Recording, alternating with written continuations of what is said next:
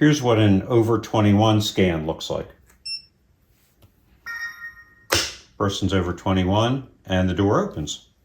Here's what happens on an underage scan.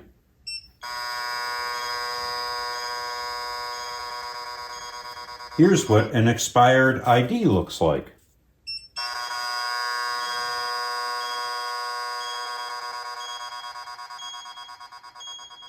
The system has an optional integrated close feature that is programmable to prevent access during certain times.